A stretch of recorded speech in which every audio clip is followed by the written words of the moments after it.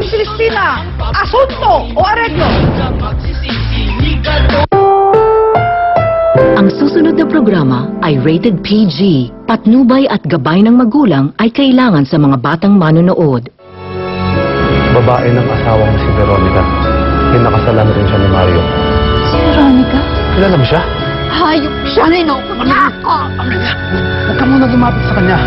Hawak ni Ma'am Veronica ang isa sa mga anak mo, si Almira. Magpanggap kang walang alam hanggang sa makuha mo si Almira. Babawiin ko siya! Maligaya itakda kung sa Diyos ay may pagbitiwan. Ang tanan mo ko, bakit ang sungit mo? Sige ka, pag ako tahulan mo, tatahol din ako. Alam ko na kung anong sekreto mo. Ano naman kung alam sa school mo yung trabaho mo? Pag umabot mo sa school administration, may expel ako. Yung mabuti nakita mo si Ruta eh. Kung hindi, patay ka na naman kay Aling Elsa. Kaya nga, doon muna siya pinapatago. Kasi, ligtas siya doon. Char, may racket ako para sa'yo. Alam mo naman yung sumasama sa mga guest, diba? Iba to. Birthday party ng isang cancer patient.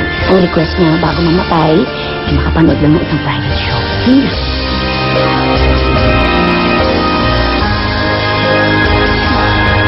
Surprise! Takot na luha, papahirin ng puso mo, dakila. Bokso ka pala eh! Walang yakin!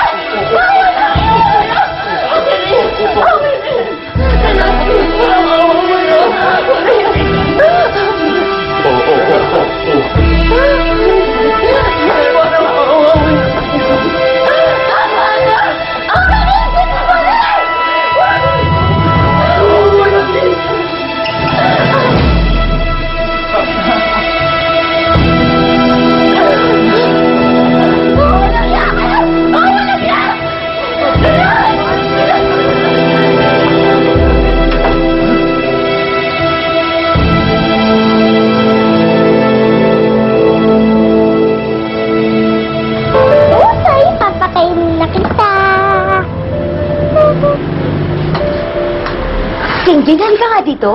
Saan mo napulot yung asong yan? At saka bakit mo pinapagamit yung mangkok na pinasaserve natin sa customers dito? Pasensya na po kayo kung hindi ko po agad nasabi sa inyo. Nakakupkapin ko po si Utoy. Nakakaawa naman po kasi siya. Pag-alagala sa kali. Kaya po, inampan ko po siya. Alam mo, Ginggin, ang mabuti pa, ilabas mo na yung asong yan. Bago ko siya, i-dispatch siya dyan sa kalsada. Sige na, ha? Chang, parang awa niyo na po. Hindi naman po siya manggugulo sa mga customers natin. Saka, mabait naman po siya. At isa pa po, mga tirang pagkain lang naman po mga pinapakain ko sa kanya.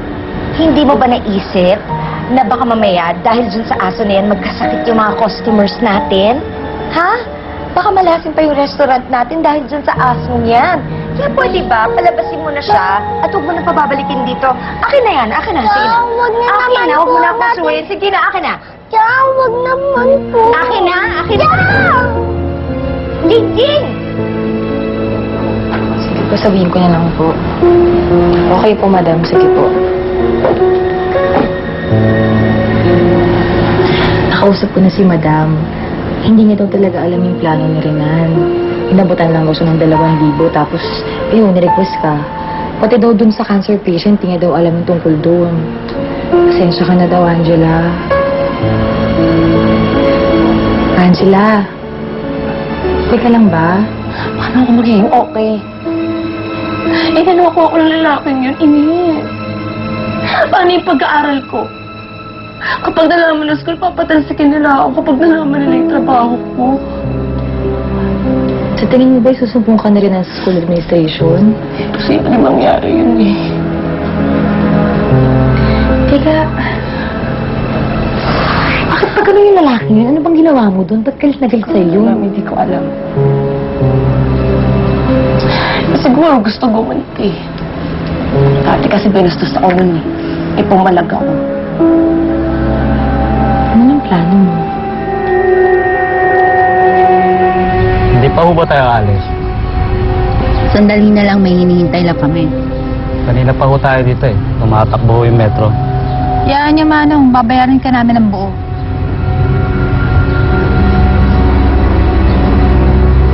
Yan na. Yan na, may lumalabas na.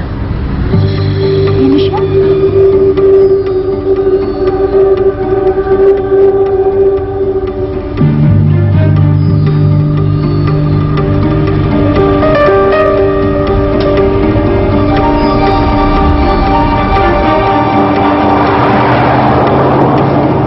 Sundan mo yan, pero huwag ka magpapahalata. Angela! Miguel? Naalala mo pala yung pangalan ko? Ano ginagawa mo dito? Nalaman ko kasi na dito ka nag-aaral eh. Kaya pinuntahan kita. Angela, gusto ko na sanang magpasalamat sa iyo ng personal sa paligtas mo sa buhay ko. Alam mo, kung di dahil sa'yo, makapatay na ako eh. Ipasok mo na yung kotse. Ang yaman pala talaga ni Veronica. Laki ng bahay. Hindi kaya si Almira. Baka nasa loob siya.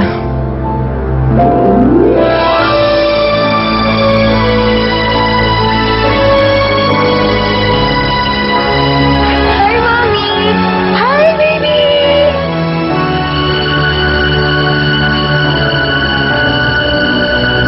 Almira, anak ko. Almira, wag!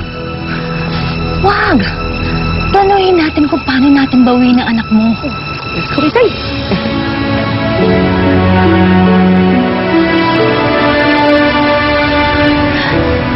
Matagal na kayo nagkahiwalay. Paano kung nilaso na ni Veronica ang utak niya? Ginawa ko lang naman yung trabaho ko. Sige, mauna na ako, Angela! Ganito na lang. Pwede ba kita maayang mag-dinner or kahit coffee lang? Ako, Miguel, kasi marami ako inaasikaso. Busy talaga ako. Pasensya ka na, ha? Angela, sandali. Last na lang. Pwede ko bang mahingi yung number mo? Hindi, eh. Sige. Angela! Angela! Please? Angela! Ginugulo ka ba nito? Hindi pa ba sapat? Ako ang ina. Ako ang may karapatan sa batang yon. Alam ko, ikaw nga ang nanay niya. Pero hindi pa sapat. Di ba sapat impormasyon natin? Paano kung itakwil ka niya? Paano kung hindi siya sumama sa'yo?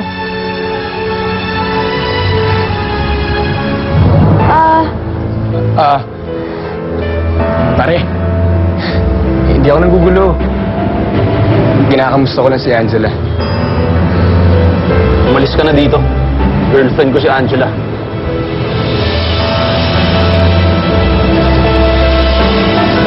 Ganun ba? Sige.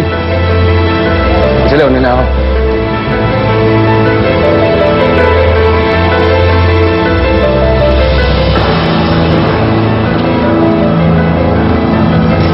Alam ko na ang sikreto mo. Kaya kung gusto mong manatiling sikreto to, gagawin mo lahat ng gusto ko.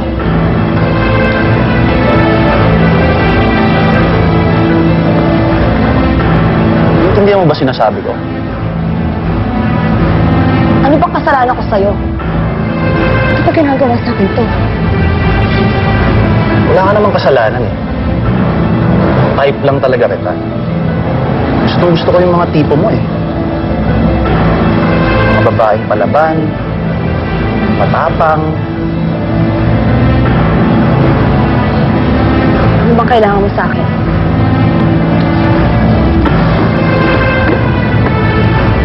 Ikaw. Ikaw ang gusto ko.